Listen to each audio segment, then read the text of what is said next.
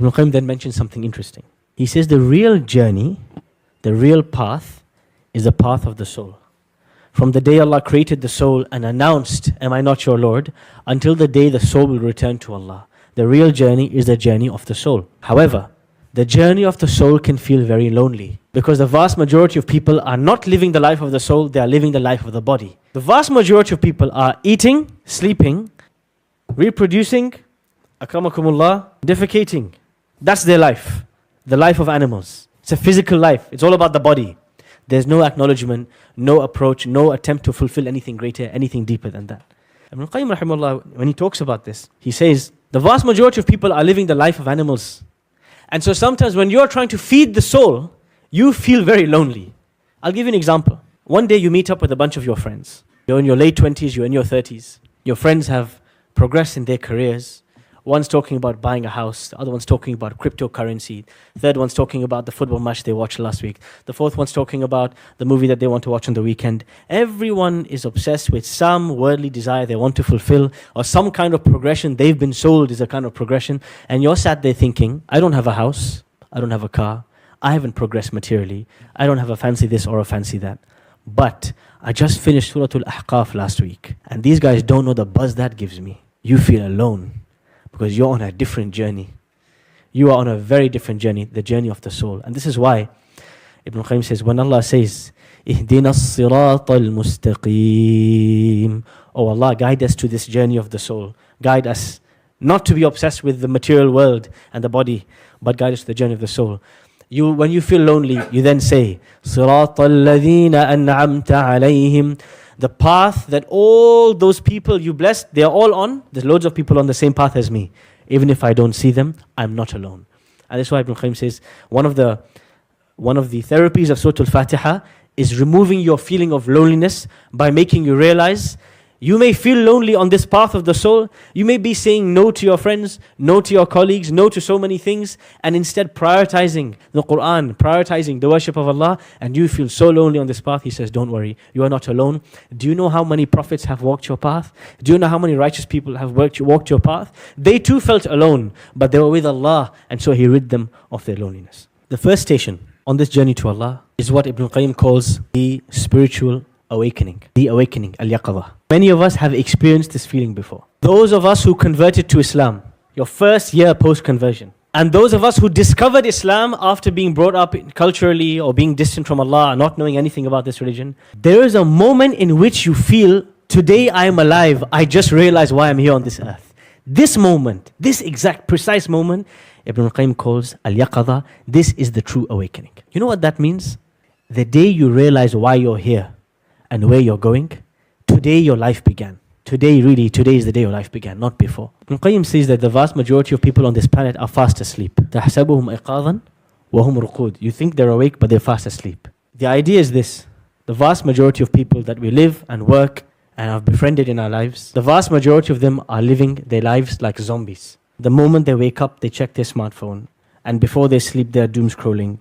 But despite all that information and all those videos and all those maybe even reminders that they're watching and Qur'an they're listening to, they feel empty inside. It's people who use distraction as a coping tool. Whenever they feel something, anything, fear, sad, love, loneliness, whatever they feel, they use distraction of some kind. Many of us can relate to some of these feelings. Some of us realize that we are one of those dead people inside. We are spiritually dead. And now the question is, how do you wake up if you are spiritually asleep? Many people, they have this question when my iman is low. I feel like my iman is lacking. Something is off. How do I refresh my iman? You can answer both questions by understanding this point. How do you, somebody who is heedless of Allah, distant from Allah, constantly distracted, overstimulated, empty inside, the salah has nothing, how do you awaken this person? To wake up the heart of a human being, you have to have two things. You have to have two realizations. If you don't have these two realizations, you will forever remain in the darkness of distraction and emptiness and sadness, melancholy, and you will be on drugs and you will be in prison and you will be tortured in this life until two things make you realize you have to wake up. The first is realizing the blessings of Allah subhanahu wa ta'ala. Allah deserves my praise. He deserves my attention. He deserves my worship. What He has given me, I can never count. I put my hand on my chest and I feel my heart beating and the blood pumping through my veins. I could not count the number of blood cells He created in me. How can I ignore Him? كيف تكفرون بالله وكنتم أمواتا فأحياكم. How could you turn away from Allah and you were dead and He raised you to life? قل أفي الله شك فاطر السماوات والأرض فالق الحب والنوى. Allah, how He describes Himself, His blessings, His in'am, His beauty, the beauty of what He gave us. If we don't realize how indebted we are to Allah, you will forever remain sleeping in the depths of distraction and emptiness. That's why Al-Fatiha begins with Alhamd. Now, if you have realized the blessings of Allah, that's just the first step. There's a second step, is you have to realize how many shortcomings you have and how far you are from fulfilling and being thankful and being grateful to Allah. And so the second part of waking up, once we have realized how much Allah has done for us, is feeling al-haya'u min Allah, feeling ashamed, feeling the shortcoming. And if you want to understand what does it mean to feel ashamed in front of Allah, you have to see and reflect on this moment. One day the Prophet ﷺ is standing and praying, and he's crying in his salah, and the water is dripping from his beard like someone poured a bucket over his head. And after he finishes his salah, he's asked by his wife Aisha radiallahu anha, why is it that you are praying till your feet swell and till your beard is dripping? وَقَدْ غُفِرَ لَكَ مَا تَقَدَّمَ مِن ذَنْبِكَ وَمَا تَأَخَّرَ. And Allah has forgiven your past and your future sins. And He says, أَفَلَا أَكُونَ عَبْدًا شَكُورًا. How can I not be a grateful slave? That much to pray till my feet are swollen, and to pray till my tears have wet my beard, because I just want to say thank you to Allah. And I know even after I say thank you, I have still fallen short in front of Him. To feel shame from Allah is the same feeling that Nuh alayhi salam felt when his son drowned and he stood there asking Allah, قَالَ رَبِّ إِنَّ بَنِي مِنْ أَهْلِي وَإِنَّ وَعْدَكَ الْحَقِّ.